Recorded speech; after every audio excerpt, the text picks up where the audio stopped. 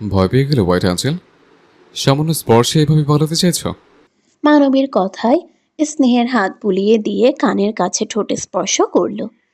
এই স্পর্শ হতে পারে অবৈধ, কিন্তু হৃদয়ের অন্তঃকরণে যেভাবে অনুভূতি জাগৃত করলে, তাতে হয়তো এর থেকে ভয়ানক কিছু হতে পারত। তবে নিজেকে কন্ট্রোল করে রাখছে খুব কষ্টে। খুব শীঘ্রই তোমাকে বৈধভাবে স্পর্শ করবো বলে। তখন কোথায় পালাবে আমার থেকে হোয়াইট অ্যাঞ্জেল? হাসকি স্বরে কথাটা বলেই নিজের ডান পকেট থেকে একটি ছোট্ট বাক্স বের করলো। এরপর সেই বাক্সের ভেতর থেকে ডায়মন্ডের একটি পায়েল বের করলো। এরপর সেই পায়েল মানবীর বাম পায়ে পরানোর জন্য এক পাশ থেকে ধীরে ধীরে কম্বল সরালো। কাঙ্ক্ষিত পা পেয়ে সযত্নে পরিয়ে দিল পায়েলটি। পরানো হলে কম্বল দিয়ে আবার ঢেকে দিল পায়েল। নিজেকে আবার সোজা করে মানবীর দিকে আবেগময় দৃষ্টিপাত করলো। নিজের ভেতরকার প্রেম স্পন্দন বন্ধ হয়েছিল অনেক আগে। সে অবদ্ধ স্পন্দন আবার জেগে গেল তোমার আগমনে। অন্ধকার ছায়ার মধ্যে আলো ছড়ানোর জন্য তোমাকে ধন্যবাদ জানাবো না, আর না কখনো প্রকাশ করব আমার বেহায়াপনা। তবে আগলে রাখবো কঠিনতর অনুভূতি দিয়ে। বেড়াজাল তৈরি করব প্রেম স্পন্দনের বেষ্টনে দিয়ে। নিজেকে তৈরি করো অবদ্ধ স্পন্দন, আমার প্রেম স্পন্দনের রানী হওয়ার জন্য। কথাগুলো শেষ করেই মানবীর হাতে নিজের আবেগ মেশানো নিজের সিগারেট পোড়া ঠোঁট দিয়ে শুকনো চুমু খেলো। এই প্রথম কারো নিকট নিজের আবেগ প্রকাশ করলো। আর সেই আবেগ প্রকাশের উপহার হিসেবে সে পায়েলটি পায়ে পরিয়ে দিল। নাও ইউ আমার half mind, get to be ready my full mind white angel. চারিদিকে কুয়াশার আস্তরণ। ধীরে ধীরে সে আস্তরণ যেন আরো ঘন হচ্ছে ক্রমান্বয়ে। গোধূলির কিছুটা আগ মুহূর্তে ভার্সিটি ছুটি হয়েছে। আজ কিছু প্রেজেন্টেশন থাকায় প্রথম বর্ষের অর্থনীতি বিভাগের স্টুডেন্টদের দেরিতেই ছুটি হয়েছে। ভোর আর অন্তির সাথে তাদের বন্ধু নওরিন, মেহেরাব আর শাওন একসাথেই বের হচ্ছে গেট থেকে। এরা মূলত অন্তির কলেজ বন্ধু ছিল। তবে ভোর আসে তাদের বন্ধুর পালাতে আরও একজন যোগ হলো। সবাই নিজেদের সাথে খুব ভালো বন্ডিং তৈরি করেছে। তবে এর মধ্যে শাওন আর নওরিন সাপে নেওলে সম্পর্কে তারা আবার কাজিন। বালের কি প্রেজেন্টেশন শুরু করেছে! 2-3 দিন ধরে খাওয়া ঘুম সব বাদ পড়ে গেছে। শালা জীবনটাই তেনা তেনা করে ফেললো রে। একদম ঠিক কইছস রে নওশিনা। নেহাল স্যার মনে হয় জন্মের শত্রু আমাদের। এই বর্ষে কেন তার ক্লাস পড়তে হলো? একদিনও শান্তি দিল না। এই, তুই আমার নামের আবার 12টা বাজাচ্ছিস কেন, পচা বালিশ? আর তুই যে আমারে পচা বালিশ কস তখন। ও মা, এটা তো তোরে আমি আদর করে কই, যাতে এই নাম শুই না তোর আশেপাশে কোনো ছেলেরা আসলে নাক ধরে দৌড় দেয়। ভাই হয়ে বোনের রক্ষণের দায়িত্ব পালন করছে। নওশিনা, তোরে কিন্তু আমি পচা নর্দমায় চুবামু আরেকবার যদি আমার নাম বিকৃতি করস। শাওন আর নওরিনের ঝগড়া শুনে তিনজন হাঁ করে রইল। এদের আসলেই স্বভাব বদলালো না। অন্তে বিরক্ত হয়ে শাওনের পিঠে দুম করে কিল বসালো। তোরা দুইটা থামবি? কখন থেকেই তোদের ঝগড়া করেই যাচ্ছিস। এমনিতেই স্যারের পেরায় মাথা ব্যথা করছে, এখন তোরাও। বিরক্ত হয়ে অন্তি ড্রাইভারকে ফোন লাগালো। কিরে ভোর, তুই এত চুপচাপ কেন রে? সকাল থেকে চুপচাপ দেখাচ্ছে তোকে, কিছু কি হয়েছে? মেহেরাবের কথায় সবাই ভোরের দিকে তাকালো। ভোর এমনিতেই কথা কম বলে, তবে বন্ধুদের সাথে তার বন্ডিংটা অন্যরকম। কিছুটা খোলা বইয়ের মতোই বন্ধুদের সাথে মিশে থাকে। তোদের ভোর শোনার সাহস বেড়ে গেছে রে, তার জন্যই তো বাড়ি ছেড়ে হোস্টেলে উঠতে চাইছে। আবার সেটা নাকি তার ইচ্ছের মধ্যেই পড়ে। অন্তির কথায় সবাই বাকরুদ্ধ হয়ে গেল। সবার প্রশ্নবোধক চাহনিতে ভোর বিরক্ত বোধ করলো।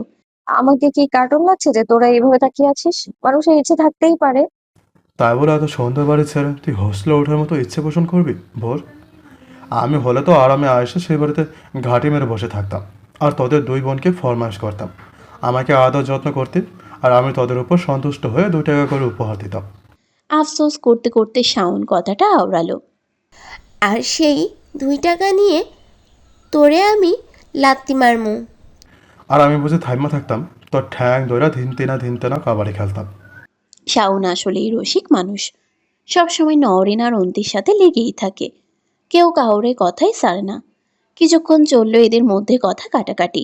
মেয়েরা আর ভোর চুপচাপ এদের কাণ্ড দেখল। দুইজনই বিরক্ত বোধ করলো। এদের 5 জনের মধ্যে 3 জনই শুধু একটার পিছনে আরেকটা লাগে, আর এই 2 জন মিলে তাদের সামলাতে হয়। থামবি তোরা? একটু পরে সন্ধ্যা হয়ে যাবে। নরিন, তোর না আজকে তাড়াতাড়ি বাসায় ফেরার কথা? ভোরের কথায় নওরেন মাথায় হাত দিল। আসলেই তার তো আজকে বাসায় কাজ আছে। ইস, মাথা থেকেই বেরিয়ে গেল। আমি যাই রে এখন, তোরে থাক। নওশিনা, তুই কি যাবি আমার সাথে এখন? আগে পায়ে ধরে সালাম দে, এরপর ভাবমু তোর সাথে যাবো কি যাবো না। নওরিনের রাগান্বিত মুখ দেখে শাওন ক্যাবলাকান্ত হাসি দিল। রোজকারের মতোই এদের ঝগড়া দেখতে দেখতে অভ্যস্ত হয়ে গেছে।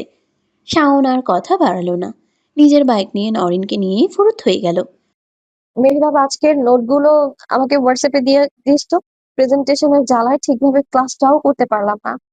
ভোরের কথায় মেহেরাব মাথা নাড়ালো। অন্তি আর ভোরকে কিছুটা এগিয়ে দিল মেহেরাবের গাড়ির নিকটে। ওদের কথার মাঝেই অন্তিদের গাড়ি চলে এসেছিল। আজ এত দেরি করে ফেললি যে? রিকের গম্ভীর আওয়াজে অন্তি ঠোঁট চেপে ধরল। কোন আক্কেলে যে ছাদে উঠতে গিয়েছিল, এখন বুঝতে পারল কত বড় ভুল করে ফেলেছে। এই ছেলে যে তার গোষ্ঠী উদ্ধার করার জন্য ছাদ টপকে তাদের ছাদে এসেছে তা বেশ ভালো করেই জানে। কি হলো, চুপ করে আছিস কেন? সার দিয়েছি বলে পাখনা দেখা যায় বেশি ফরফর করছে। পাখনাকে ভেঙে দেওয়ার ব্যবস্থা করব? আমি কি ইচ্ছে করে লেট করেছি নাকি? প্রেজেন্টেশন ছিল তাই তো লেট হলো আসতে। আর ভোরও তো সাথেই ছিল। তো আমি কি মরে গেছি? ফোন দিতে পারলি না আমাকে? কোন সাহসে সন্ধ্যায় 2 বোন একা একা বাড়ি ফিরলি? রিকের ধমকে অন্তি কেঁপে উঠল। অ্যানাকন্ডাটা বারবার এভাবে যারা করে যে, তারা একদম ভালো লাগে না। কেমন বন্দি বন্দি করে রাখে, অসহ্য। কয়েকটা কথা শোনাতে পারলে ভালো হতো, কিন্তু শালার মুখটাও বেইমানি করে। মুখ থেকে তর্ক জাতীয় কোনো কথা বের হলে তো। এটাই লাস্ট বার। আর কখনো যাতে এভাবে বাড়ি ফিরতে না দেখি। যত ড্রাইভার থাকুক, আয়ান ভাই বা আমাকে জানাবে, ঠিক আছে? রিকের কথায় অন্তি ভয়ে ভয়ে সম্মতি প্রদান করল। এভাবে নিজের বাধ্যতা হতে দেখে মুচকি হাসল। হঠাৎ করে রিকের মুখে মুচকি হাসি দেখে অন্তি ঘোর লাগা দৃষ্টিতে তাকিয়ে থাকলো। অ্যানাকন্ডাটাকে আজকে একটু বেশি সুন্দর লাগছে মনে হচ্ছে। ব্রাউন কালারের লেদার জ্যাকেট পরে আছে সে, সাথে চুলগুলো বাতাসের কারণে হালকা এলোমেলো। রিক ভাই, এভাবে মুচকে হাসি দিবেন না। কেন রে, হাসলে কি হবে? কারোর স্পন্দন ক্রমান্বয়ে অবাধ্যতা করবে, তখন হয়তো সে প্রেমে পড়ে যাবে আপনার প্রেমে কঠিনভাবে। তাহলে তো হাসতেই হয়। সিঙ্গেল মানুষ আমি, হাসি দিয়ে যদি মিঙ্গেল হওয়া যায় তাহলে তো আমাকে আরো বেশি করে হাসতে হবে। রিকের এরূপ কথায় অন্তি নিজের ঘর থেকে বের হলো। এতক্ষণ সে কি বলছিল, নিজের প্রতি নিজেই বিরক্ত বোধ করল। রিককে নিজের ভুল শোধরানোর জন্য কিছু বলতে গেলেই রিকের গাঢ় নিঃশ্বাস চোখে মুখে আশ্রে পড়ল।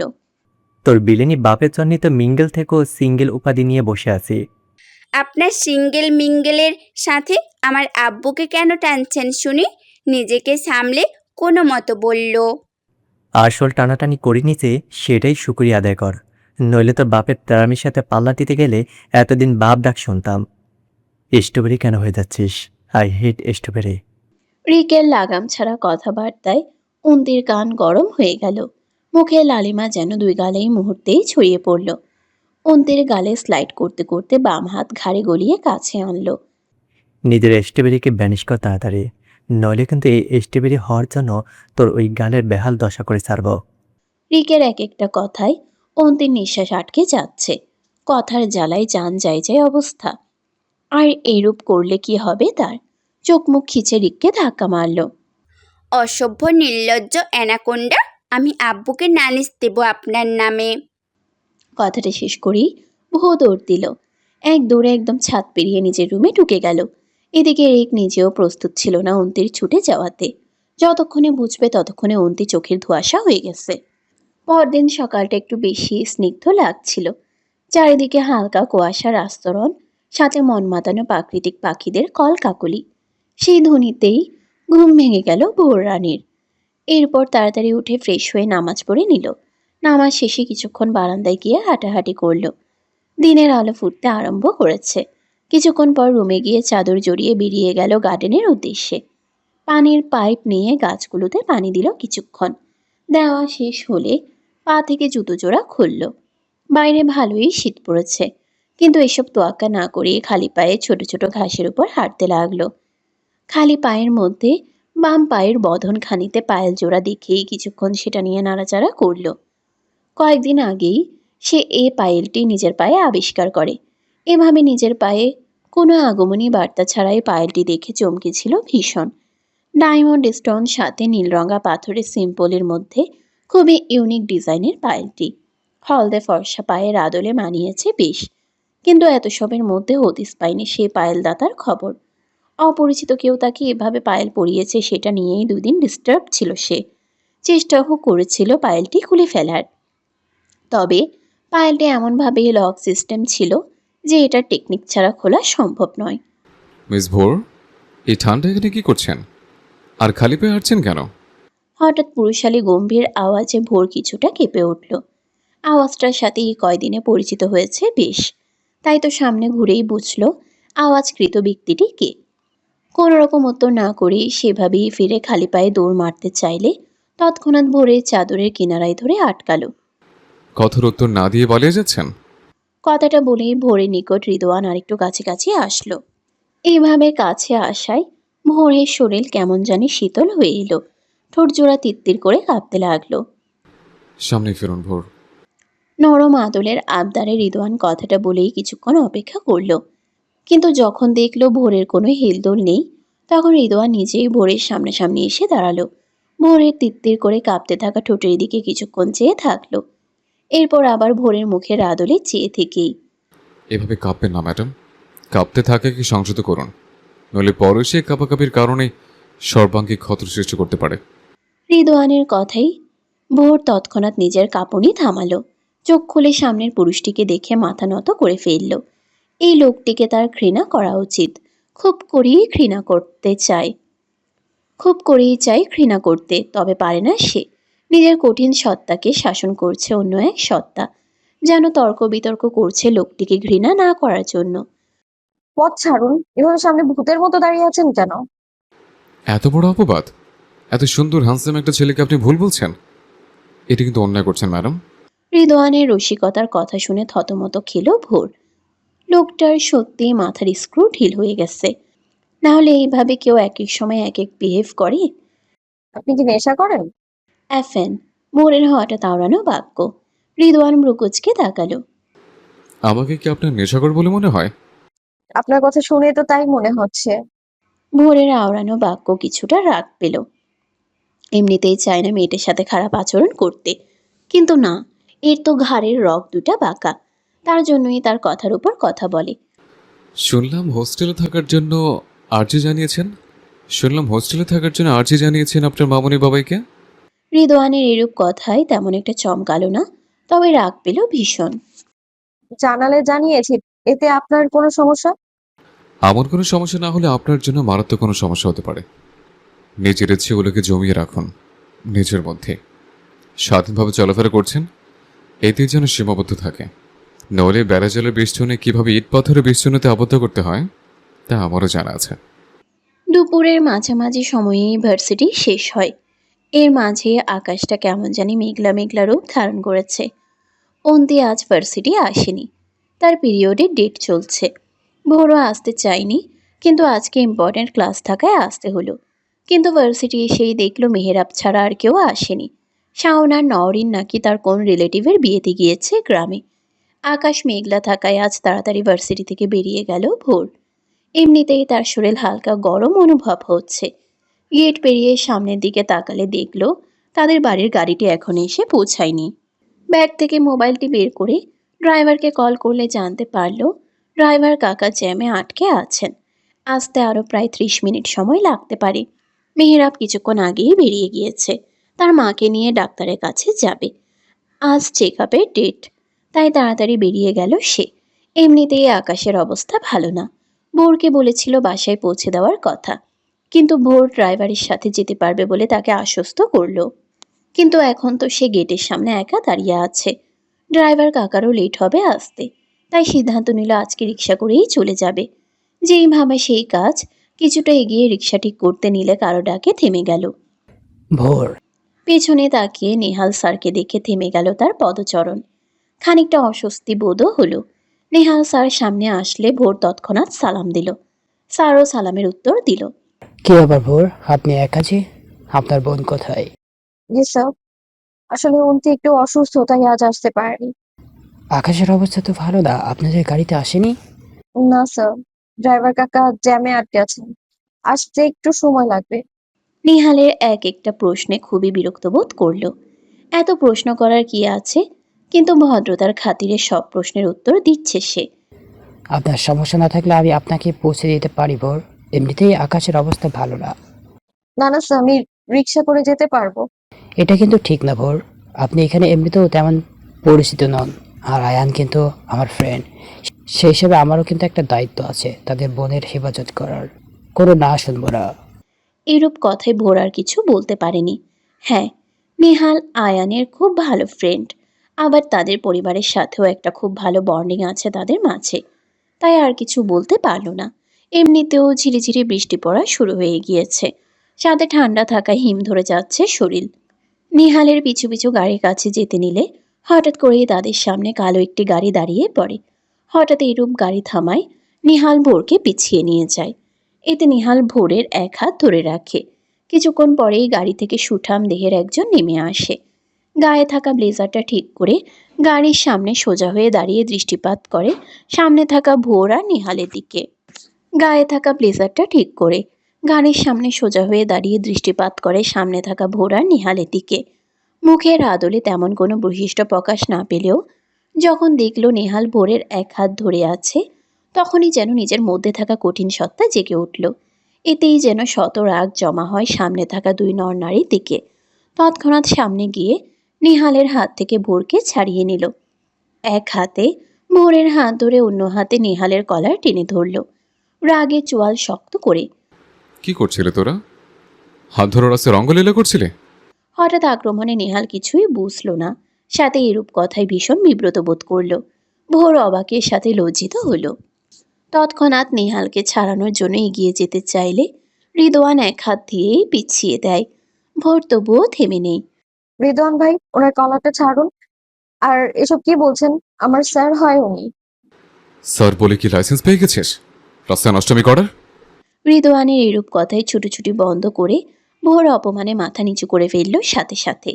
যতই হোক সামনে দাঁড়িয়ে থাকা লোকটা তার স্যার, আর তাকে জড়িয়ে এভাবে কথা বলায় ভোর অতিরিক্ত অপমানিত হলো, সাথে ভীষণ কষ্টও পেল।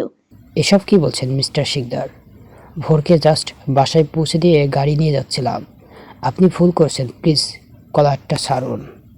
আশেপাশে মানুষদের দেখে নেহাল কথাটা আওড়ালো। এভাবে কলার ধরায় আশেপাশের মানুষ তাকিয়ে আছে। ভার্সিটির একজন লেকচারার সে, সম্মানীয় ব্যক্তিকে এভাবে ধরায় ভীষণ গায়ে লাগলো। রাগ হচ্ছে তার, কিন্তু আপাতত রাগ দেখাতে চাইছে না। রিদওয়ানও কি ভেবে নেহালের কলার ছেড়ে দিল। এরপর ভোরের দিকে এক পলক তাকিয়ে নেহালের দিকে ফের দৃষ্টি দিল। ভার্সিটির স্যার যখন আপনি, তখন সেটা ভার্সিটির ভেতর হবে। স্টুডেন্টদের সমস্যা মেটাবেন ভার্সিটির ভেতরে, কিন্তু বাইরে সে স্টুডেন্টের সমস্যা মেটানোর জন্য আপনার কোনো দায়িত্ব পড়ে থাকেনি, আর না সেটার জন্য আপনি বেতন পান। তাই নিজের দায়িত্ব আগে বুঝে নেবেন। অযথা আরেকজনের প্রতি এতটা দেওয়ালে হবেন না, যেটা আপনার চাকরির জন্য হয়তো হুমকি স্বরূপ হতে পারে। মাইন্ডেড। কথাটি শেষ করেই ভোরকে নিয়ে গেল নিজের গাড়ির কাছে। এরপর গাড়ির দরজা খুলে এক প্রকার ছুঁড়ে মারল তাকে। এতে ভোর ব্যথাও পেল। রিদওয়ান সাথে সাথে গাড়িতে উঠে গাড়ি স্টার্ট দিল। এদিকে নেহাল হতভম্ব হয়ে স্ট্যাচুর মতো তাকিয়ে থাকলো। রিদওয়ানের হঠাৎ এরূপ আচরণ সে মানতে পারল না। আগে থেকেই রিদওয়ানকে সে চিনে, আয়ানের মাধ্যমে পরিচয় তার সাথে। কখনো তাকে এইরূপ আচরণ করতে দেখেনি, কিন্তু আজ হঠাৎ এইরূপ আচরণে ভীষণ লজ্জিত, সাথে রাগ লাগলো ভীষণ। নিজের অনুভূতির অন্তরালে থাকা সুপ্ত চাহনাকে নিয়ে এভাবে কটূক্তি করায় ভীষণ রাগ পোষণ করল। হাত মুষ্টিবদ্ধ করে চলে যাওয়া গাড়ির দিকে ক্রোধিত দৃষ্টিতে তাকিয়ে থাকলো। সকাল থেকেই অন্তির পেটে ব্যথা। ওইসব দিনে তার বেহাল দশা থাকে, সাথে যন্ত্রণাময় পেট ব্যথায় কাতরাতে থাকে প্রতি মাসের কয়েকদিন। আফসানা কিছুক্ষণ পরপর মেয়েকে দেখে যাচ্ছে আর গরম জলের স্যাক দিচ্ছে। ব্যথা উপক্রমের ওষুধ খেলে কিছুটা কমে আসে ব্যথাটা। শরীর দুর্বল থাকায় ঘুমিয়ে পড়ে সে। দুপুরের দিকে ঘুমটা কিছুটা হালকা হয়। এরপর ধীরে ধীরে চোখ মেলে পাশে ফিরলে হঠাৎ ঘাবড়িয়ে যায় রিককে এতটা কাছে দেখে। নিজের অবস্থান বোঝার চেষ্টা করে আবার ভালোভাবে তাকায় পাশে। রিক অন্তির বিছানার পাশে আধশোয়া হয়ে আছে, একটা হাত অন্তির চুলের ভাঁজে। অন্তি অবাক হয়ে যখন উঠতে যাবে, তখন রিকের চোখ বন্ধ দেখে দুষ্টু বুদ্ধি মাথায় আসলো। আস্তে আস্তে শোয়া থেকে উঠে রিকের মুখের কাছাকাছি আসলো। বদমেজাজি মুখটা এখন শান্তশিষ্ট হয়ে আছে। মাথায় দুষ্টু বুদ্ধি নিয়ে আসলেও রিকের ঘুমন্ত মুখ দেখে তৎক্ষণাৎ তা মুগ্ধতায় ভিড় করল। হালকা চাপ দাড়িতে একদম তুর্কিশ নায়কদের মতো লাগছে। চোখগুলো বন্ধ থাকায় ঘন ভ্রুগুলো আদলে কেমন একটা বাচ্চা বাচ্চা ভাব এসেছে। হাত বাড়িয়ে রিকের ভ্রুতে হালকা ছুঁয়ে দিল। তার এই ভ্রুজোড়া খুবই পছন্দের। এরপর আস্তে আস্তে চাপ দাড়িতে থাকা মধ্যভাগের ওষ্ঠজোড়ায় হালকা স্পর্শ করল। সাথে সাথে মেয়েলি সত্তা কেঁপে উঠল। হাত যখনই নিচে নামবে তখনই সেই হাত বাধা পায় অন্য একটি পুরুষালী হাত। ভয়ে হালকা ঢুক গিলেই রিকের দিকে তাকালে দেখল তার গম্ভীর আঁখি জোড়া। কিছু বুঝে ওঠার আগেই অন্তির পিঠে হাত গুলিয়ে শুয়ে দিল বিছানার সম্মুখে। কি করতে যাচ্ছিলি অন্তি? এভাবে লুকিয়ে লুকিয়ে অন্যের সম্পত্তির দিকে হাত বাড়াচ্ছিস? রিকের কথায় অন্তি ঢুক গিলল। রিক নিজের ব্যালেন্স তেমন অন্তির উপর দেয়নি, কিন্তু এত কাছে রিকের পুরুষালী ঘ্রাণে মাতাল করার মতোই ছিল। নিঃশ্বাস হালকা গাঢ় হলো। বক্ষ সমান তালে উঠানামা করার মাঝেই রিকের বুকে হাত দিয়ে তাকে তোলার চেষ্টা করল, কিন্তু রিক তার দুই হাত মুষ্টিবদ্ধ করে মাথার উপরিভাগে নিয়ে এক হাতে আটকে রাখল, অন্য হাতে নিজের ব্যালেন্স ঠিক রাখার জন্য বিছানায় ভর দিল। এভাবে নিঃশ্বাস গাঢ় করে আমাকে সিডিউস করার চেষ্টা করছিস শুনতি? আমার হবু বউ কিন্তু তোরে আস্ত রাখবে না। কী সব উল্টোপাল্টা কথা বলছেন রিক ভাই? আমার ওপর থেকে উঠুন। আর এভাবে হাত ধরে রেখেছেন কেন শুনি? হুম হুম। তোর হাত আমাকে কন্ট্রোল থাকতে দিচ্ছে না, তাই তো তোর হাতগুলোকে বন্দি করলাম। আমার দম বন্ধ হয়ে যাচ্ছে রিক ভাই, উঠুন প্লিজ। এখনো তো কোনো কাজই শুরু করলাম না, এতেই এই অবস্থা। কিছু করলে তখন কি করবি রে? এখন থেকে আমার ভবিষ্যৎ অন্ধকারের জন্য উঠে পড়ে লেগেছিস। অন্তিকে ছটপট করতে দেখে তাড়াতাড়ি হাত ছেড়ে বিছানা থেকে উঠে পড়ল। অন্তিও নিজের ওড়না খুঁজতে লাগলো। এতক্ষণে খেয়ালে আসলো যে সে ওড়না ছাড়া। পাশেই ওড়না পরে থাকতে দেখে তাড়াতাড়ি তা গায়ে জড়ালো। রিক অন্তির কাণ্ড দেখে বাঁকা হাসলো। পকেটে হাত গুজে সোজা হয়ে পূর্ণ দৃষ্টি নিক্ষেপ করলো অন্তির নিকট। অন্যের সম্পত্তিকে এভাবে ঢেকে কি লাভ বলতো অন্তি? যে দেখা সে অনেক আগেই দেখে নিয়েছে, এখন এসব করে কোনো লাভ আছে বল? কোন সম্পত্তি রিক ভাই? ওই তোর কোন জন্মের ভাই লাগে রে আমি? বারবার এই ভাই ভাই করবি না তো, একদম তোর ফুফিকার প্রসেসিং চালু করে দেব, ইডিয়েট। রিকের কথায় মুখ ফোলালো সে। কিছু বললেই হলো। এর উল্টো কথা নিয়ে হাজির থাকে সবসময়। সে যখন ভাই লাগে তখন তো ভাই ডাকবেই, এখন বলছে ভাই না ডাকার জন্য। এর মাথার সিট আসলেই খারাপ। ফুপুমণিকে বলতে হবে একে সাইকিয়াট্রিস্টের কাছে নিয়ে দেখানোর জন্য। ব্যথা কমেছে? রিকের কোমল কণ্ঠে অন্তি ভাবনা থেকে বের হলো। হঠাৎ এইরকম প্রশ্নে কি উত্তর দিবে বুঝল না। কি হলো, কথা বলছিস না কেন? হ্যাঁ কমেছে। তোর কি সব সময় এরকম ব্যথা হয়? রিকের কথায় লজ্জায় কান গরম হয়ে গেল। এইসব কথা রিককে কিভাবে বলবে? আর এই ছেলেই বা কিভাবে জানলো তার এইসব ব্যাপারে? উফ, সে ভীষণ লজ্জা পাচ্ছে। লজ্জায় কেমন জানি মুখ ঢাকতে ইচ্ছে করছে, কিন্তু রিকের ভয়ে সেটাও করতে পারছে না। কি করবে সে এখন? এগুলো লজ্জার বিষয় না অন্তি। সন্ধ্যা তোকে ডাক্তারের কাছে নিয়ে যাব। এই সমস্যার কথা আগে কেন বলিসনি বলতো? ইচ্ছে তো করছে ঠাটিয়ে একটা থাপ্পড় মারতে। লাস্ট কথাটা ধমকে বলায় অন্তি হালকা কেঁপে উঠল। অন্তি কেঁপে উঠতে দেখে রিক আর কিছু বলেনি। বিছানার কিনারায় বসে মাথায় হাত বুলিয়ে দিল। সন্ধ্যায় তৈরি থাকিস, আমি নিয়ে যাব। আর কোনো কথা না বলেই অনাকাঙ্ক্ষিতভাবে কপালে উষ্ণ নরম ঠোঁটের স্পর্শ করেই সরে গেল। সাথে সাথেই উঠে রুম থেকে বেরিয়ে গেল। রিকের হঠাৎ স্পর্শে অন্তি পুরোটাই স্থির হয়ে থাকলো। শরীরে শীতল স্রোত নেমে আসলো। ব্যাপারটা কি হলো বুঝতে নিজের কপালে স্পর্শ করলো। কপাল হালকা ভেজা ভেজা অনুভব করতেই বালিশে শুয়ে মুখ গুজল। উফ, আমার এত লজ্জা লাগছে কেন? আল্লাহ, মাটি ফাঁক করো, আমি একটু লুকিয়ে থাকি। রিক ভাই এটা কি করলো? আপনার সাহস কি করে হয় আমাকে নষ্ট বলার? কে হন আপনি আমার? হ্যাঁ, কোন অধিকারে আপনি সাইকে নিয়ে জঘন্য আরোপ দিচ্ছেন?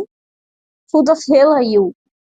ভোরের চিৎকারে এক একটা বাক্য রিদওয়ান নিজের রাগটা সংবরণ করার চেষ্টা করলো, কিন্তু পারল না যখন সে অধিকারের কথা আবার আওড়ালো। সাথে সাথে গাড়ি ব্রেক কষে নিজের সিট বেল্ট খুলল। এরপর ভোরের দুই গাল এক হাতের বন্ধনীতে চেপে ধরে নিজের মুখ বরাবর আনলো। খুব বুলি ফুটেছে মুখে, তাই না? আমার সাথে এইভাবে কথা বলার ফল কিন্তু ভালো হবে না ভোর। নিজের লিমিটে থাকো। শক্ত বন্ধনীতে চেপে ধরায় গালের মাংসপেশি ভেতরে ঢুকে যাচ্ছে মনে হয়। দাঁতের সংঘর্ষে হয়তো কেটেও গেছে, কিন্তু এতেও ভোরের রাগ কমল না। রিদওয়ানকে ধাক্কা দিল নিজের সর্বশক্তি দিয়ে, কিন্তু তবুও রিদওয়ানকে সরাতে পারল না। মেয়েদের শক্তি পুরুষের কাছে টিকবে না, যদি না সে মেয়ে মার্শাল জানে। কিন্তু তোর মতো দুর্বল অধিকারী মেয়ের পক্ষ থেকে এই ৮০ কেজি ওজনের পুরুষকে সরানো সম্ভব হবে না। আপনি একটা অতিরিক্ত খারাপ পুরুষ, বর্বর প্রকৃতির লোক আপনি। আপনার ছোঁয়াগুলোও আমি নিতে পারি না। প্লিজ এভাবে ছবেন না আমায়। তো কে ছবে? তোরই স্যার? ভালোই তো রোমান্স চলছিল তোদের মাঝে, একদম হাত ধরে নিলে তোর এত প্রেম। Please stop. এভাবে নোংরা অপবাদ দেবেন না। উনি সম্মানীয় লোক, আর আমাকে এভাবে নোংরা বলার রাইট আমি আপনাকে দিইনি। তো কাকে দিয়েছিস? যাকেই দেই, আপনাকে যে কখনো সেই রাইট দেব না সেটার নিশ্চয়তা ধরে রাখুন। আর আমাকে কি নষ্ট বলছেন আপনি? আপনি একটা মেয়েকে নিয়ে এভাবে অধিকার খাটাচ্ছেন, তাকে যখন তখন হ্যারাসমেন্ট করছেন। নষ্টা আমি নই, নষ্টা আপনি, বুঝেছেন? চরিত্রহীন লোক একটা। আর কিছু বলতে পারল না। রিদওয়ানের শক্ত থাপ্পড়ে সিটে হেলে পড়ল। থাপ্পড়টা ভালোই লেগেছে। চোখে মুখে অন্ধকার দেখল সাথে সাথে। রিদওয়ান তৎক্ষণাৎ ভোরের বাম হাতের কবজি ধরে নিজের মুখের সম্মুখে আনলো। আমাকে চরিত্রহীন বললি? আমাকে? তোর একটা ওয়ার্ড উচ্চারণে তোর লাইফ হেল করে ছাড়বো আমি। আমাকে এখনো চিনিস নি। ভেবেছিলাম সময় দেবো তোকে, কিন্তু না, তোর সেই সময় আর দেওয়া হবে না। এই চরিত্রহীনকে নিয়ে তোর সারা জীবন কাটাতে হবে। মাইন্ডেড ভোর। কথাটা বলেই ভোরকে আবার ধাক্কা মারল। রিদওয়ানের এরূপ অগ্নিশর্মা রূপ সাথে ভয়ানক ব্যবহারে মেয়েটা কেমন জানি নেতিয়ে গেল। ফুপিয়ে কাঁদতে লাগলো। সবকিছুই অসহ্য লাগছে তার থেকে। দুর্বল হাতে আবারও গাড়ির দরজা খোলার চেষ্টা করলো, কিন্তু লক দেখে আবারও ভেতর থেকে কান্নাগুলো দলা পাকিয়ে গেল। এইদিকে রিদওয়ান সাথে সাথে গাড়ি স্টার্ট করলো। এরপর হাই স্পিডে গাড়ি চালানো শুরু করলো। এর ফাঁকে তার অ্যাসিস্ট্যান্টকে ফোন করে কিছু ফরমাইশ দিল। এরপর চলতে থাকলো এক কাঙ্ক্ষিত গন্তব্যে, যার ঠিকানার উদ্দেশ্য হতে যাচ্ছে অন্য এক সম্পর্কের বেড়াজালে। কিরে অন্তর, ভোর তো এখনো এসে পৌঁছালো না। সন্ধ্যা হতে চললো। মেয়েটা তো এত লেট করে না। ভোরের ফোনও বন্ধ দেখাচ্ছে, ড্রাইভারও তো ফোন ধরছে না। আমারও তো টেনশন হচ্ছে আম্মু। শোনা মা, তোর আব্বু আর আয়ানকে একটা খবর তো দে তো, ভার্সিটি গিয়ে একটু দেখে আসুক। কোনো আসছে না। সন্ধ্যা প্রায় 6টা বাজতে চলল।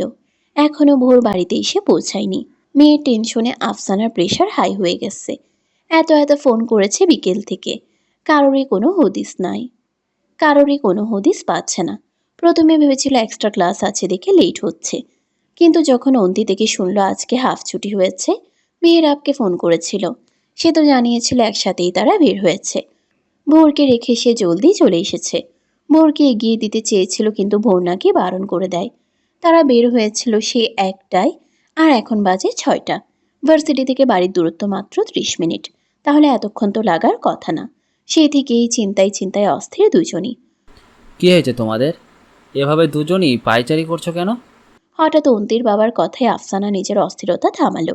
সাথে সাথে এগিয়ে গেল স্বামীর কাছে। নিজের মধ্যে থাকা অস্থিরতা অশ্রুতে পরিণত হলো। ভোর তো এখনো এসে পৌঁছায়নি গো। মেয়েটা নাকি সেই 1টায় ভার্সিটি থেকে বের হয়েছে, এখনো তো এলো না মেয়েটা। কিছু হলো না তো আবার বাচ্চাটার? কথাটা বলে আফসানা কান্না করতে লাগলো। অন্তির বাবা আর আয়ানা অবাক হলো আফসানার কথা শুনে। তৎক্ষণাৎ ড্রাইভারকে ফোন করে।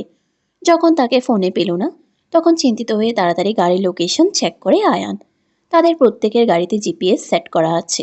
লোকেশন অন করলে আয়ান তৎক্ষণাৎ বের হয়ে যায়, সাথে সবাইকে বলে আসতে। আয়ানের কথায় আফসানা আগে আগে ছুটে আয়ানের পেছনে, সাথে অন্তি আর তার বাবাও। বাড়ির পাশে পার্কিং এরিয়াতে আসলে সবাই হতভম্ব হয়ে যায়। একে একে চোখ বড় বড় করে তাকিয়ে থাকে সামনে। ড্রাইভার তাদেরকে দেখেই মাথা নিচু করে দাঁড়িয়ে যায়। এইদিকে তার মাথাতে ব্যান্ডেজ করা, হাতে পায়েও ব্যান্ডেজ। কি হয়েছে সুকুমার দা, আপনার এই অবস্থা কেন? আর কিছু বলতে পারল না, হঠাৎ পাশের গাড়ি থেকে রিদওয়ান নামে। নেমেই নিজের কোট ঠিক করে অন্য পাশে গিয়ে গাড়ির দরজা খুলে কাউকে সযত্নে কোলে উঠিয়ে নেয়। সবাই অবাক হয়ে তাদের কাণ্ড দেখতে থাকে। আফসানা হঠাৎ করে রিদওয়ানের কোলে কোনো মেয়েকে দেখে তৎক্ষণাৎ চোখ যায় ঘন চুলে আবৃত এলোমেলো বেনিতে। তার চিনতে একটুও সমস্যা হয় না মেয়েটি কে হতে পারে। তাড়াতাড়ি দৌড়ে গিয়ে রিদওয়ানের সামনে দাঁড়ায়। কোলে থাকা অজ্ঞানরত ভোরকে দেখে কলিজা কেঁপে ওঠে। কি হয়েছে তার মেয়েটার? নিজের মনের প্রশ্ন তৎক্ষণাৎ রিদওয়ানকে করল। রিত বাবা, ভোরের কি হয়েছে? এভাবে তোর কোলে কেন? আমার মেয়েটা ঠিক আছে তো বাবা? কি বলছিস রিয়াদ বাবা? আফসানার মমতা সুলভ কথায় রিদওয়ান শান্ত চোখে তাকালো। এরপর নিজের দৃষ্টি নিক্ষেপ করলো বাহুতে থাকা মেয়েটির দিকে। ভোরের উপর যে আজকে অনেক ধকল গিয়েছে তার মুখ দেখেই বোঝা যাচ্ছে। মামিমণি এখানে দাঁড়িয়ে প্রশ্ন করবে, ওকে ভেতরে নিয়ে যায় আগে, রেজিস্টার প্রয়োজন ওর। রিদওয়ানের কথা শেষ হতে আয়ান তাড়াতাড়ি তার সামনে এসে দাঁড়ালো। দাদা ভাই, তোমাকে আর কষ্ট করে ওকে নিতে হবে না, আমাকে দাও, আমি নিয়ে যাচ্ছি। কথাটা বলেই যখন ভোরকে ধরতে যাবে তখনই কিছুটা পিছিয়ে গেল রিদওয়ান। তো কি বলেছি ধরতে? আমাকে তো রোগী মনে হচ্ছে যে আমি মেয়েকে নিয়ে যেতে পারবো না। ধমক দিয়ে কথাটা বলেই আয়ানকে আর কিছু বলতে না দিয়েই তাকে পাশ কাটিয়ে চলে গেল। তাদের পিছু পিছু সবাই গেল। সবার মনে একই প্রশ্ন, রিদওয়ানের সাথে ভোর কি করছে? রিদওয়ান বাড়িতে ঢুকেই সিঁড়ি বেয়ে উপরে উঠে গেল। এরপর ভোরের রুমে গিয়ে বিছানায় শুয়ে দিল। ভোরের বাম হাতে থাকা আংটিটির দিকে তাকিয়ে কিছুটা প্রাপ্তির হাসি হাসল। আবার ভোরের মুখের দিকে তাকালে সে হাসি মুখটা নিমিষেই মিলিয়ে ক্রোধে ভরপুর করল। নিজের রাগ প্রকাশ করার জন্য কিছু করতে নিলেই থেমে গেল বাড়ির সকলকে রুমে ঢুকতে দেখে। আফসানা আর অন্তি তাড়াতাড়ি ভোরকে ডাকতে লাগলো, কিন্তু তার কোনো সাড়া শব্দ নেই। ওকে টেকো আর আসলে ভয় পেয়েছে একটু। ড্রাইভার অ্যাক্সিডেন্ট হয়েছিল, তোর পেছনে থাকে তেমন কিছু হয়নি, তবে ভয় পেয়েছে বেশ। কোথাও লাগেনি তো ভোরের? আর সুকুমার দাদাও তো বেশ চোট লাগলো দেখলাম। চিন্তার কারণ নেই, আমি ওইদিকে যাচ্ছিলাম, ওদের গাড়ির অবস্থা থেকে হসপিটাল নিয়েছে। ভয় পেও না তুমি। দাদা ভাই, ভোর উঠছে না কেন? প্যানিক করেছিল, তাই এমন হয়েছে অন্ত। আর হ্যাঁ, ও জেগে উঠলে আমাকে সাথে সাথে ফোন করবে। আর মামিমণি ওকে অ্যাক্সিডেন্টের ব্যাপারে কিছু জিজ্ঞেস করো না।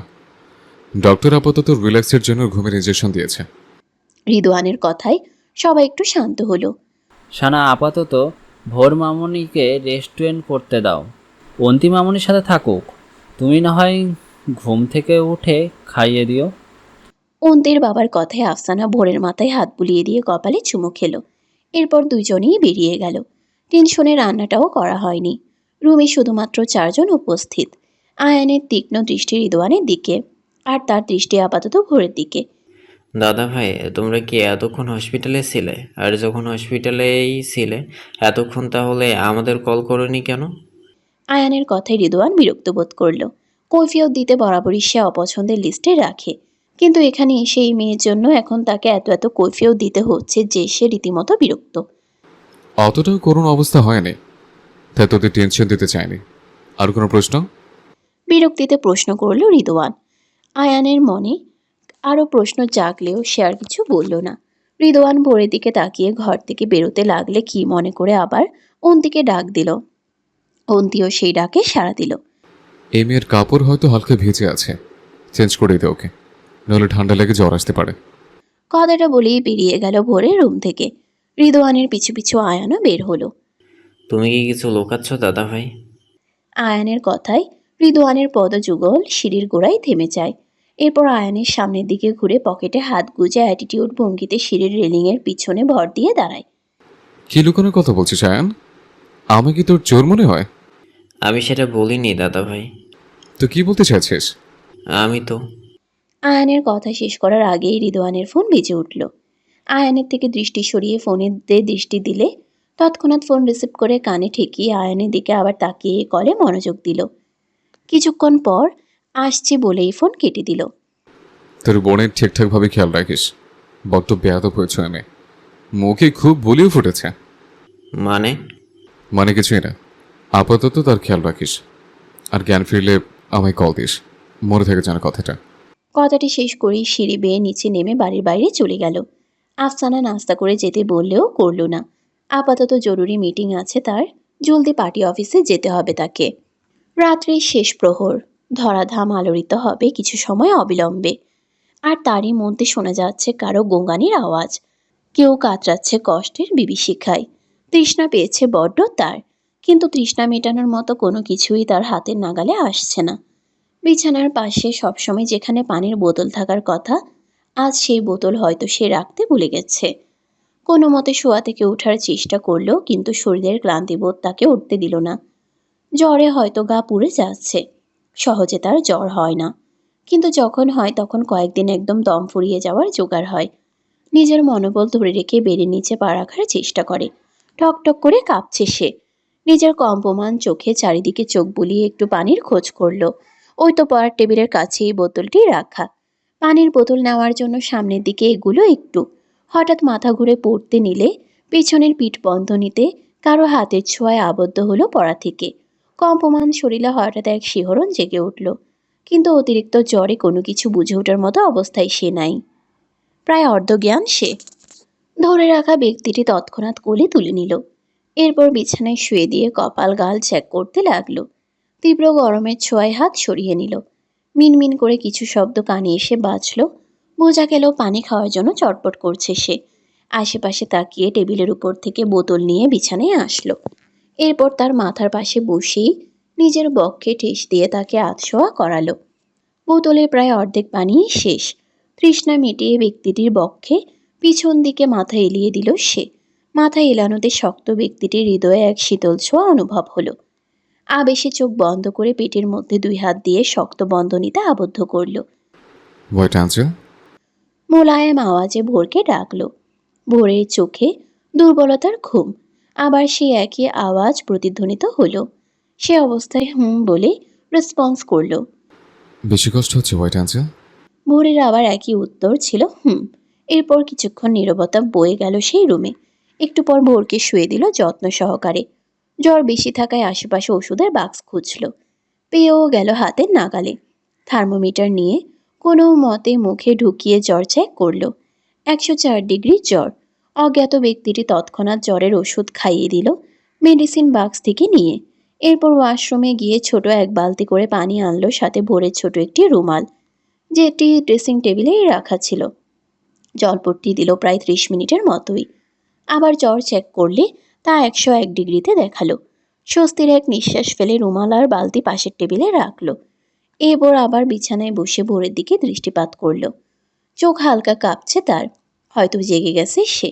আস্তে আস্তে চোখ মেলে তাকিয়ে সামনে আবছায়া কাউকে দেখল। আবছায়াটা যে একজন পুরুষ তা তার বোধগম্য হতেই দুর্বল শরীরে ওঠার চেষ্টা করলো। Don't move white angel. কে কে আপনি? তোমার সোলমেট। মানে কিছুই না। এত জ্বর বদলে কি করে হোয়াইট অ্যাঞ্জেল? আপনি কে আর আমার রুমে কেন আপনি? হ্যাঁ, এত প্রশ্ন করো না তো। তুমি দুর্বল এখন হোয়াইট অ্যাঞ্জেল। পুরোপুরি ঘুম দরকার তোমার। চিন্তা করো না, আমি তোমার কোনো ক্ষতি করতে আসিনি। ব্যক্তিটির কণ্ঠ শুনেও বুঝতে পারল না তার পরিচয়, কিন্তু বলিষ্ঠ দেহের কোনো পুরুষ হবে হয়তো। রুমে ড্রিম লাইট থাকায় শুধু অবয়ব দেখা যাচ্ছে তার। ভোরের মাথা তখনও জ্বরে দুর্বলতায় কাহিল অবস্থা। কণ্ঠও তেমন সতেজ না। শুয়ে পড়ো হোয়াইট অ্যাঞ্জেল, আমি হাত বুলিয়ে দিচ্ছি মাথায়। অজ্ঞাত ব্যক্তির কথায় ভোরের কেন জানি আর ভয় করছে না। দুর্বল শরীরেই শুয়ে পড়ল আবার। এরপর সেই ব্যক্তিটি যত্নে মাথায় হাত বুলিয়ে দিতে থাকলো। কপালে গাঢ় এক চুম্বনে আবেশে চোখ বুঝে ফেলল। হঠাৎ করে এরূপ যত্নে চোখ দিয়ে এক ফোঁটা জল গড়িয়ে পড়ল। শান্ত থাকো, একদম শান্ত। কিচ্ছু হয়নি তোমার, কোনো ক্ষতি হয়নি তোমার। নতুন করে আলোটা দেখো হোয়াইট অ্যাঞ্জেল, নতুন করে স্বপ্ন দেখো। তোমার সোলমেট সবসময় তোমার সাথে আছে, পাশে আছে। নিজেকে দুর্বল ভেবো না। তুমি কারো জীবনের প্রচলনকারী কঠিন শিক্ষা।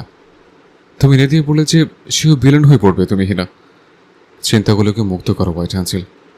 আমি আছি তোমার পাশে, সাথে আছি সবসময়। ভোর মামুনি, ভোর উঠ সোনা। আফসানার ডাকে ভোর আস্তে আস্তে চোখ খুলল।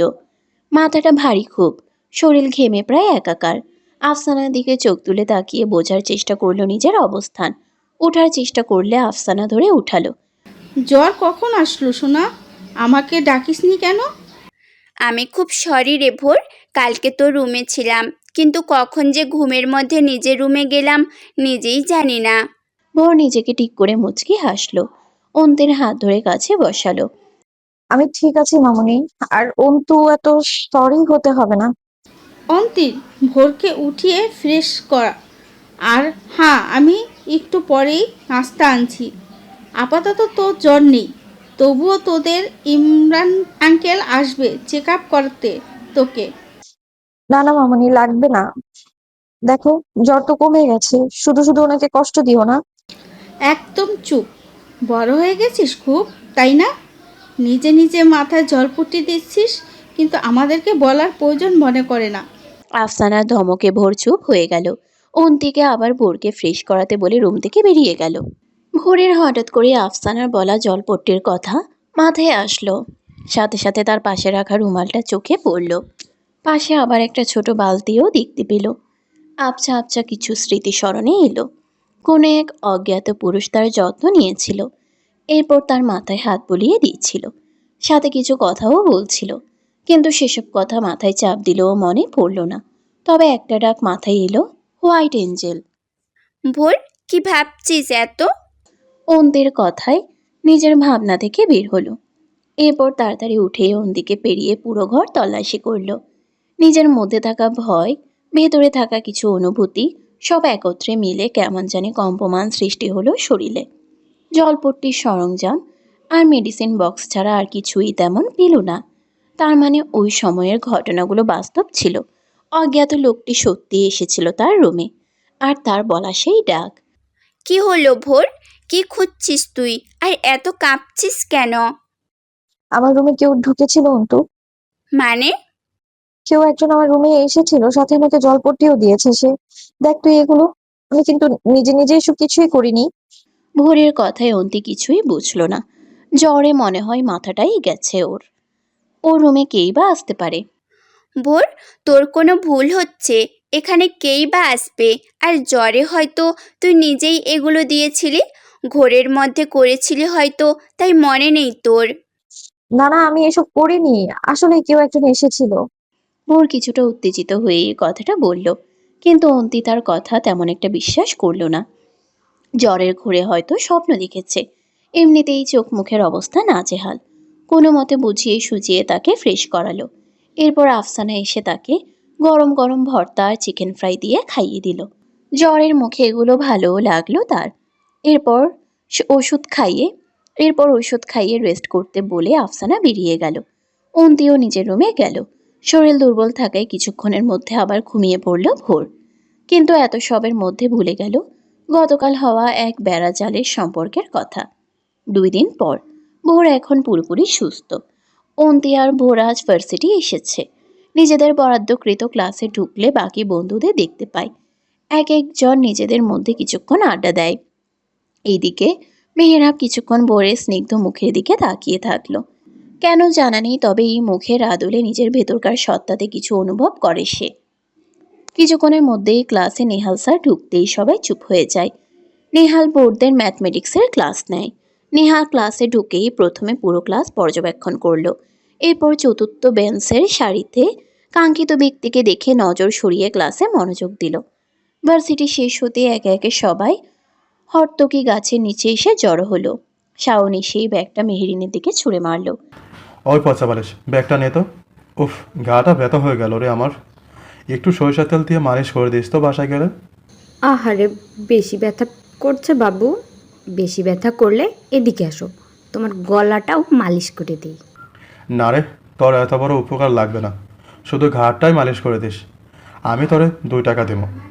আমারে কি তোর ভিখারি মনে হয়? না রে, আমার তোরে কামলা বেটি কম, টয়লেট সাফ করে নিবে মনে হয় বেশি। সামান্যা, তোরে কিন্তু আমি। থামবি তোরা? কি বাচ্চাদের মতো সবসময় একটার পেছনে একটা লেগে থাকিস? আর শাওন, তুই এভাবে মেহরিনকে খ্যাপাস কেন রে? ওরে অন্তি শোনা, তুমি যদি বসতা আমার পরনে ব্যথা কম উলসতার সমাহার, তাইলে কইতা না এমন কথা।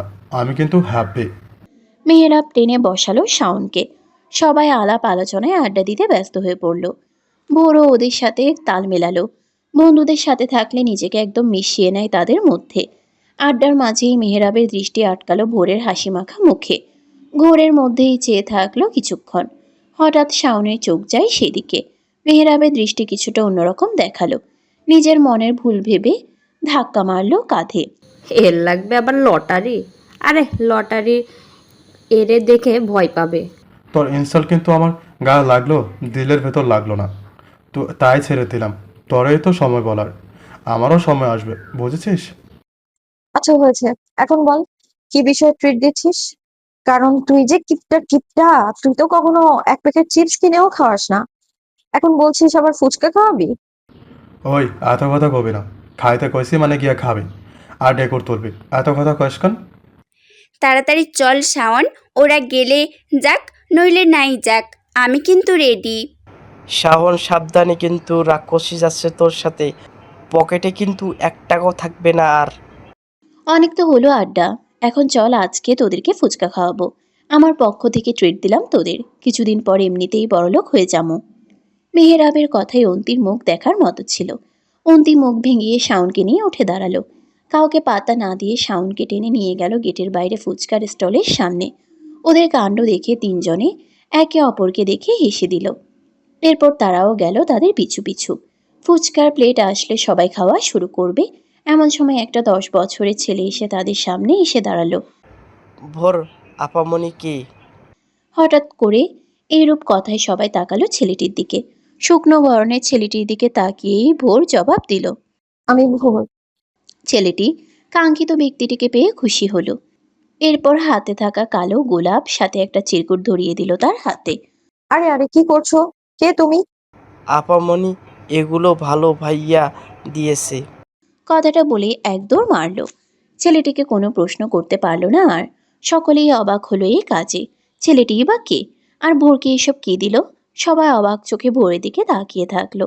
ভোর অস্বস্তি নিয়ে সকলের সামনে গোলাপটার সাথে নিয়ে চিরকুটটি খুলল। সাথে সাথে ভাসমান হলো কিছু কথা, যার বেড়াজালে আটকে গেছে ভোর, যার থেকে মুক্তি পাওয়া হয়তো এত সহজ নয়। লাভ লেটার পেয়েছিস ভোর? কি ব্যাপার, আমাদের আগা চড়ে কার সাথে লাইন মারছিস? তাড়াতাড়ি মুখটা জোরে কাশ তো। শাওনের কথায় সবাই উৎসুক দৃষ্টিতে তাকিয়ে আছে ভোরের দিকে। ভোর তো পুরোই বেকুব বনে গেল। মানেটা কি? 10 বছরের এক ছেলে, যাকে তারা কেউই চিনে না পর্যন্ত। 10 বছরের এক ছেলে, যাকে তারা কেউই চিনে না পর্যন্ত। সে এসে তাকে এসব দিয়ে দৌড় মারল। এর সমাধান করতে না করতে এরা কিসব দোষারোপ দিচ্ছে তাকে। নাক ফুলিয়ে হাতে থাকা চিরকুটার গোলাপটি শাওনের দিকে ছুঁড়ে মারল। তোরা সবাই আমাকে সন্দেহ করছিস? ধুর, সন্দেহ পরে হবে, আগে দেখি লাভ লেটারে কি আছে। ওই পচা বলিস, তুই এখনো ছোট ওসবের জন্য? একদম এসব দেখাবে না। আমি তোর বড় ভাই, আগে আমি পড়বো। তোরা কি শুরু করলি? কে কোথাকার কে? সিরকুট আর গোলাপ ফুল দিয়ে হাওয়া হয়ে গেল, আর তোরা ভোরকে এসব জিজ্ঞেস করছিস? ফেলতো এসব। মেহেরাব শাওন থেকে চিরকুটটা নিতে গেলে অন্তি সেটা কেড়ে নিয়ে নেয়। এরপর তাড়াতাড়ি চিরকুট খুলেই। ভোরকে নিয়ে আমার বিশ্বাস আছে, ও প্রেম করার মতো মেয়েই না, হয়তো কেউ ওর ওপর ফিদা হয়ে লাভ লেটার দিয়েছে। কথাটি শেষ করিয়ে অন্তি পড়া শুরু করলো সেই চিরকুট। নিশি, ভোরের মতোই তোমাতেই বিভোর ছিলাম। তোমার জ্ঞান শূন্যতায় নিঃশ্বাস হয়েছিল ভারী আমার। প্রহর উত্তাপে কেঁপেছিল আমারই হাতের আদল। পুড়েছিল রক্তপিণ্ডে বেষ্টিত ওই কালো খয়েরির মাংসপিণ্ড। পরন্তু তোমারে শির যখন আমার পক্ষে শায়িত হলো, ততক্ষণে দেহে এক পরম শান্তি অনুভূত হলো। তুমি আমার চিরন্তন, তুমি আমার নিঃশ্বাস। তোমার অজ্ঞাতেই হয়েছিলাম আমি কাঙ্গাল, তবুও প্রত্যেক মুহূর্ত আমার হোক তোমারই আলিঙ্গনে। আমার প্রতিটা স্পন্দন বাজুক তোমার নামে, বাণীতে তোমার সোলমেট হোয়াইট এঞ্জেল। এত কঠিন বাণীর কবিতা পড়ে সবার চোখ চড়ক গাছ। এ তো পুরো কবিতার সাগর নিয়ে বসে আছে। ভোর, তোর প্রেমে তো কেউ সাংঘাতিকভাবে পড়েছে রে। কি প্রেম রে বাবা, আবার আদর করে হোয়াইট এঞ্জেল ডাকছে। আই হ্যাভ এ গভীর প্রশ্ন। পুরো কবিতা পড়ে তোরা কেউ কিছু বলেছিস? আমার কিন্তু সব মাথার উপর দিয়ে গেল। তুই তো 1 নম্বরের মাথা মোটা, তুই কিভাবে বুঝবি? ভোরের কানে তাদের কোনো কথাই যাচ্ছে না। সে আপাতত ভাবছে চিরকুট পাঠানো ব্যক্তির কথা। অন্তের হাত থেকে চিরকুটটা নিয়ে কয়েকবার পড়ল। কবিতার প্রত্যেক লাইন সাথে নিচের হোয়াইট এঞ্জেল নাম দেখে কিছু একটা মনে পড়ল। সাথে সাথে হাত থেকে চিরকুটটি পড়ে গেল। কে এই সোলমেট? ভাইয়া, ওনতে তো 18 বছর পূর্ণ হলো, এখন তো ওদের একটা ব্যবস্থা করতে হবে। তূর্ণার কথায় চায়ের কাপটা টি টেবিলে রেখে সোফায় সোজা হয়ে বসলো অন্তির বাবা। পাশে আফসানাও আছে স্বামীর পাশে। বিকেল টাইমে হঠাৎ করেই তূর্ণা আর রিকের আগমন ঘটেছে জরুরি ভিত্তিতে কিছু কথা বলতে। তূর্ণা আস্তে ধীরে ছোট ছেলের মর্জির কথা বলতে চেয়েছিল, কিন্তু ছেলে তার সেই ধৈর্য ধরলে তো। অন্তির বাবা নিজের গম্ভীরতা বজায় রেখে একপাশে দাঁড়ানো রিকের দিকে তাকালো, যে আপাতত ফোনে মনোযোগী। এখানে যে বড়রা আছে তার বিন্দুমাত্র আগ্রহ না দেখিয়ে বেয়াদবের মতো মোবাইল টিপছে। অপদার্থ একটা। মেয়ে সবে মাত্র অনার্সে ভর্তি হয়েছে, এটা কমপ্লিট হোক, এরপর সে নিয়ে ভাবা যাবে। অন্তির বাবার কথায় সাথে সাথে ফোনটা পকেটে ঢুকিয়ে তাদের সামনে এসে দাঁড়ালো রিক। সে আগে থেকেই জানতো তার এই মামা ভিলিনী শ্বশুর যে পোল্টি খাবে। পিচ্ছি জানটাকে নিয়ে যে এভাবে টানা হিস্ট্রে করতে হবে, তাও তার এই ভিলেনি মামার জন্য। আগে জানলে কখনোই তার মামার শর্তে রাজি হতো না। 5 বছর আগে হয়তো অন্তি নাবালিকা ছিল, কিন্তু এখন তার 18 বছর পূর্ণ হয়ে আরও 4 মাস অতিবাহিত হয়েছে। আর দূরে রাখতে দিবে না তাকে।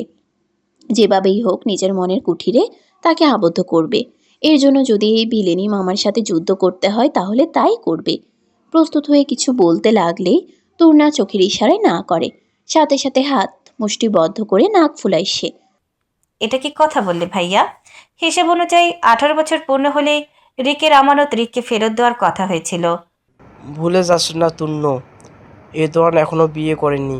আর বড় ছেলে অবিবাহিত হয়ে ছোট ছেলের হাতে আমার মেয়েকে তুলে দেব, এতে কিন্তু সোসাইটি ভালো চোখে দেখবে না। তাহলে ভাইকে বিয়ে করিয়ে দিন, তাহলেই তো আপনার সো কল্ড সোসাইটি আর কিছু বলার সাহস পাবে না, সাথে আপনার মেয়েকেও। যত সহজে কথাটা বলে দিলে এতটা সহজেই নিজের ভাইকে বলো তো সে বিয়ে করতে রাজি কিনা। বরাবরের মতোই ওই বেটা ছেলে নিজের অতীত নিয়ে পড়ে থাকবে, বিয়ে করবে বলে আর মনে হয় না।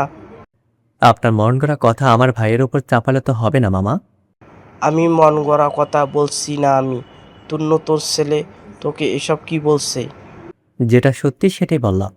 কিসের সত্যি বলছো? হ্যাঁ, কিসের সত্যি বলছো? তোর ভাই কারোর জন্য যে নিজের জীবন তিলে তিলে শেষ করেছে সেটা মিথ্যে ছিল, নাকি এটা মিথ্যা ছিল যে বিগত 5 বছর ধরে কত জায়গায় মেয়ে দেখা হয়েছে, এতে তোর ভাই কি করলো? সব মেয়েকে অপমান করলো, সাথে তার বাপকেও ছাড়লো না। আপনার যদি তার মন মতো মেয়ে খুঁজে দিতে না পারেন তাহলে ভাইয়ের কি দোষ? সব মেয়েই তো এনেছিলেন চেষ্টা টাইপের। অন্তির বাবা সোফা থেকে দাঁড়িয়ে গেল, সাথে সাথে হাতের চায়ের কাপটা ফ্লোরে ফেলে দিল। অগ্নি শর্মা চোখে রিকের দিকে তাকালো। আফসানা তরুণা কেঁপে উঠল এরূপ কাণ্ডে। মানুষটা শান্ত হলেও যখন রাগ হয় তখন ভীষণ ক্ষেপে যায়। রিক তা দেখেও না দেখার ভান করে সোফায় গিয়ে আরাম করে বসলো। এরপর 1 কাপ চা নিয়ে চুমুক দিল। এখনই মাথা গরম করলে চলবে শ্বশুর মামা, মেয়ের জামাই এসেছে, কই খাতির যত্ন করবেন তা না করে চায়ের কাপ পেলে নিজের শক্তি দেখাচ্ছেন। সমস্যা নেই, আমার শক্তি আছে আপনার মেয়েকে কোলে নেওয়ার।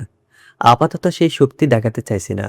যেই কথাগুলো বললাম সেগুলো ভাইকে আবার জিজ্ঞেস করবে, লটারি লাগলেও লেগে যেতে পারে। চায়ে শেষ চুমুক দিয়ে উঠে দাঁড়ালো। আফসানার দিকে তাকিয়ে, চাটা বরাবরই খুব ভালো বানাও শাশুড়ি মামি। কথাটা শেষ করিয়ে কারো দিকে না তাকিয়ে শীষ বাজাতে বাজাতে সদর দরজা দিয়ে বেরিয়ে গেল। আফসানার মাথায় হাত আর তূর্ণা গালে হাত দিয়ে দুজনের কাণ্ড দেখল। সাথে রিকের বলা কথাগুলোও তাদের ভাবাচ্ছে। সত্যিই যদি এখন রিদওয়ান বিয়ের জন্য রাজি হয়ে যায় তাহলে তো তাদের মতো খুশি আর কেউ হবে না। অন্তি বাবার দিকে আপাতত কারোর নজর নেই। তারা দুই ননদভাবে ব্যস্ত নিজেদের মধ্যে অসম্ভব কথাগুলো নিয়ে। সামনে কি হবে না হবে সেই বিষয়ে কথা বলতে বলতে রান্নাঘরের দিকে ঢুকলো দুজনই। অন্তে হাতের নখ কাটতে কাটতে একবার এদিকে চোখ ঘোরাচ্ছে তো আরেকবার ওইদিকে। সে কখন থেকে ভোর পাইচারি করেই যাচ্ছে। টেবিলে রাখা চিরকুট সাথে কালো গোলাপ এলোমেলো করেই রেখেছে এসব ভোর। তার নখ কাটা তবুও ভোরের পাইচারি বন্ধ হলো না। কি মেয়েরা বাবা, ব্যায়াম করবি যখন ব্যায়াম কর, রুমের মধ্যে এভাবে চরকি কে কাটতে বলল? অসভ্য মেয়ে একটা। উফ, ঘাড়টাই ব্যথা হয়ে গেল তার এইদিকে আর ওইদিকে তাকাতে তাকাতে। থামবি বই, আর ঘুরপাক খেতে হবে না, এখানে বস তো আগে, আমারই মাথা ঘোরাচ্ছে। আমি আছি আমার জ্বালায়, আর তুই আছিস তোর বেহুদা কথা নিয়ে। তোরে আমার দিকে নজর দিতে বলছি? না রে, আমি অদৃশ্য মানবী। আমার সামনে যদি এক জলদস্যু এভাবে ঘোরাফেরা করে, তাহলে কি আমি চোখ বন্ধ করে তারে না দেখার ভান করব? আজব! দরকার পড়লে তাই করবি। ধুরবাল, চুপ কর তো। ওহো ভোর সোনা, তুমি বাংলা গালি শিখে গেলা? সাথে সাথে জিহবায় কামড় দিল ভোর। এটা কিভাবে বের হয়ে গেল মুখ থেকে? ক্যাবলার মতো হাসি দিয়ে অন্তির দিকে তাকালো। চুন্নি, তুই তো সব কিছুতেই ফার্স্ট। চালিয়ে যাও সোনা, সামনে কাজে লাগতে পারে। অন্তের কথার মাঝেই রুমে তুর্না আর আফসানা ঢুকলো। দুই বোনকে একসাথে দেখে খুশি হলো তুর্না। অন্তি তুর্নাকে দেখেই জড়িয়ে ধরলো খুশিতে। ভোর এসে মাথার কাপড় ঠিক করলো, এরপর সালাম দিল। তুর্না সালামের জবাব দিয়ে ভোরের মাথায় হাত বুলিয়ে দিল। নিজের মধ্যে থাকা কিছু আবেগ কাজ করলো ভোরের প্রতি। ভোর, তুমি তো আমাদের বাসায় একদমই যাও না। সে কখন গিয়েছিলে একদিন, এরপর তো আর কখনো যাওনি। আমার বাসা কিন্তু অতটাও দূরে নয়। তুর্নার কথায় ভোর হাসি মুখে নিজের ভার্সিটি কোচিংয়ের ব্যস্ততার কথা বলল। সাথে এও বলল যে একদিন সময় করে অন্তিকে নিয়ে যাবে। ভোরের কথায় সন্তুষ্ট হলো তুর্না। মেয়েটাকে একটু বেশি ভালো লাগে তার জন্যই তো নিজের মধ্যে থাকা এক সিদ্ধান্ত আফসানাকে জানালো। আফসানাও এতে সাই জানিয়েছে। এখন বাকিটা না হয় তাদের উপর নির্ভর। ওপরওয়ালা চাইলে হয়তো একেবারে আমাদের বাসায় থেকে যেতে পারো মামনি। তুর্না কথাটা বলেই খুশি মনে বেরিয়ে গেল।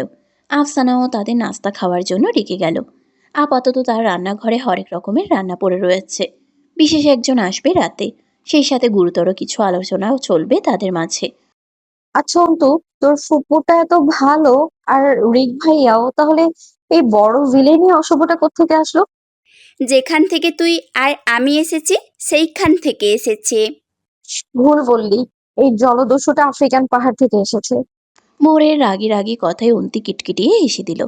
হাসতে হাসতেই ভোরকে নিজের পাশে বসিয়ে ঘাড়ে মুখের থুতনি রেখে জড়িয়ে ধরল ভোরকে। দোয়া করলাম এইরূপ জলদস্যু যাতেই তোর কপালে একটা জুটে। রাত ৩টে। ভোরের জানালার পর্দাগুলো অবিলম্বে উঠতে লাগলো। সাথে বাইরের শীতল বাতাসে ঠান্ডার প্রকোপ যেন আরো বেড়েছে। সে বাতাসের আদলে কারো ছায়া ধীরে ধীরে এগিয়ে আসছে ভোরের নিকটে। আস্তে আস্তে গিয়ে মাথার কাছে বসলো। মাথায় হাত বুলিয়ে দিয়ে বাম হাতের উল্টো পিঠে আলতো করে ঠোঁট স্পর্শ করলো। ড্রিম লাইটের আলোর হালকা ঝলকানিতে মুখের আদল কিছুটা স্পষ্ট ভোরের। কানের কাছে মুখ নিয়ে আবেগ মিশিয়ে নিজের দেওয়া প্রিয় নামটি উচ্চারণ করলো। White Angel. আব্বু। ভোরের হঠাৎ বলা ধ্বনিতে হল রুমে বসা সবার নজর তার দিকে আসলো। ভোর হঠাৎ করে আহমেদার সাথে বিদেশি একজন মহিলাকে দেখে অবাক হলো। এখানে উপস্থিত থাকা সকলের মুখ কিছুটা গম্ভীর। ভোর মামনি, আজ তাড়াতাড়ি চলে আসলে যে। অন্তি মামনি কই? অন্তির বাবার কথায় ভোর উত্তর দিল যে অন্তি ক্লাস করছে। ভোর 2টা ক্লাস করেই চলে এসেছে শরীরটা খারাপ থাকায়। ভোরের কথা শুনে আফসানা তাড়াতাড়ি তাকে নিয়ে অন্য সোফায় বসালো। সাথে সামনে থাকা শরবত নিয়েও খাওয়ালো। শরীর কি বেশি খারাপ লাগছে কিনা জিজ্ঞেসও করলো। ভোর তার উত্তরে নিজেকে স্বাভাবিক রাখার চেষ্টা করেই ভালো লাগছে বলল।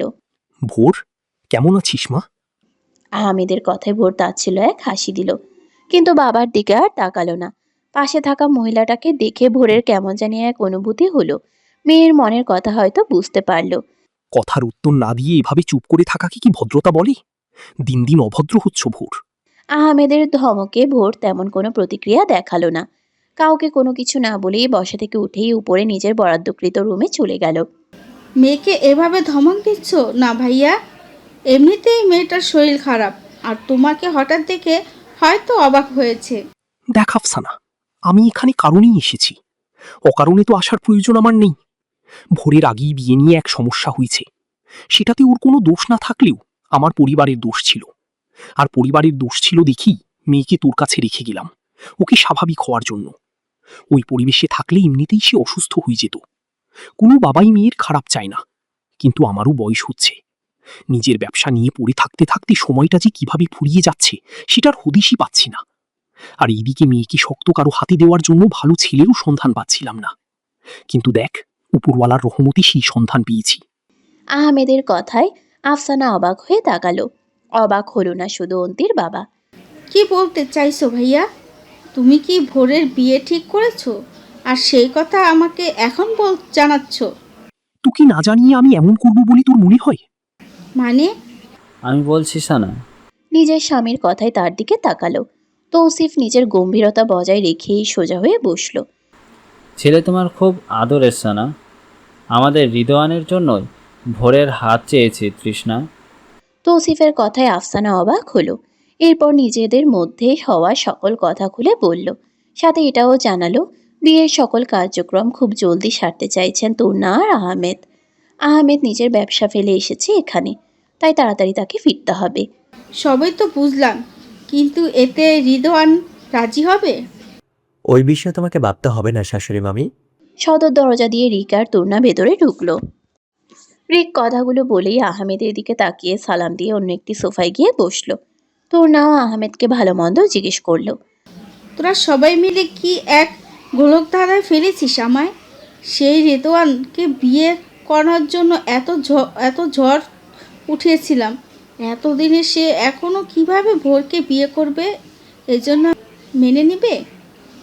আবার যদি আগের মতো অমত পোষণ করে তখন কি হবে? আর ওদের বয়সের পার্থক্য তো অনেক।